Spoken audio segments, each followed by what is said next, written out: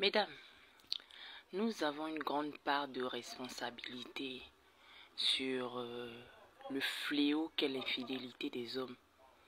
Nous avons une grande part de responsabilité sur la normalisation de l'infidélité des hommes.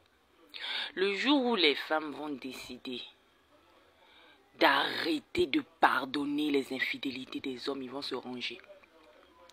Quoi, il n'y a pas d'homme fidèle, quoi, il n'y a pas... Non, ma chérie. Ça existe, les hommes fidèles existent.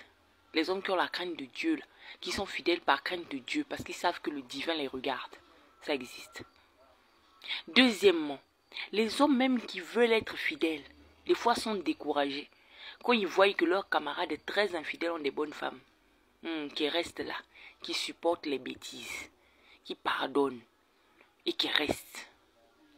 Au fait, c'est pas que c'est notre faute, mais nous avons une grande part de responsabilité. Regardez un peu les mecs. Tu vois, le gars, il est pauvre, hein. Des fois, il te donne même pas l'argent. Mais dès qu'il va apprendre que tu l'as trompé net, il se lève, il part. Tu vas voir, le gars, des fois même, il est infirme. Ou des fois même, il n'a pas une très bonne santé. Des fois même, en bas de lui, ça fonctionne même pas bien. Il sait lui-même qu'il a une piètre performance. Mais s'il apprend que tu l'as trompé, il se lève, il part. Voilà pourquoi beaucoup de femmes sont moins enclins à le faire. Ou bien beaucoup le font, les femmes qui trompent, elles le font, souvent très en cachette, mais elles se cachent. Parce qu'elles savent que le jour où on va apprendre là, c'est fini. Mais vous, non. D'accord, non, voilà, tous les hommes sont infidèles. Prends ton infidèle, reste à elle. Vous ne pensez même pas à votre santé. Vous ne pensez même pas aux maladies. Vous ne pensez même pas à la destruction de votre santé physique et mentale. Vous ne pensez pas à tout ça. Je ne dis pas qu'à l'instant T, le gars te trompe, tu te lèves, tu pars. Non, tu bâtis des stratégies. Mais c'est qu'elle est sur un infidèle, on le quitte. Si tu ne le quittes pas immédiatement, tu les quittes progressivement. Mais il faut les quitter.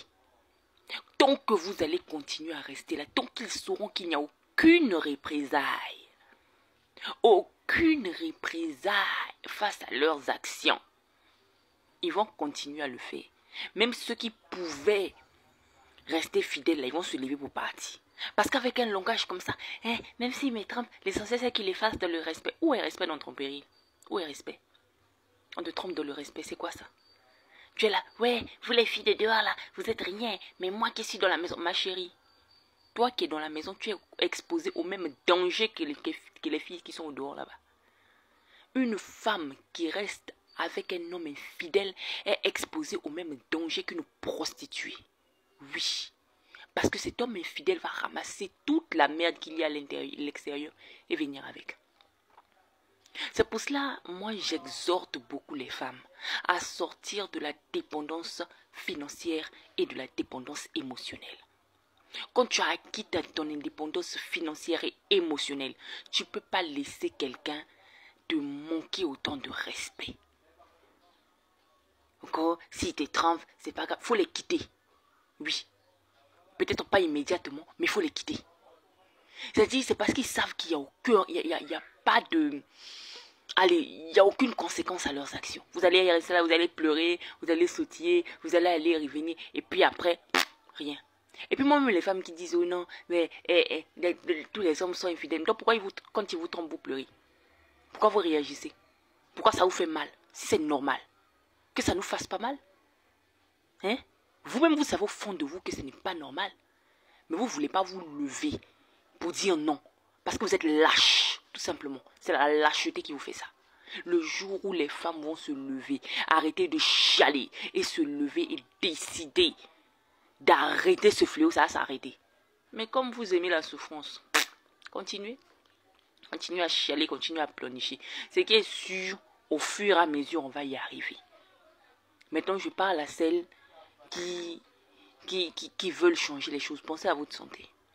Pensez à votre vie. Pensez à votre épanouissement. Pensez à vous-même. Arrêtez de rester avec des hommes infidèles.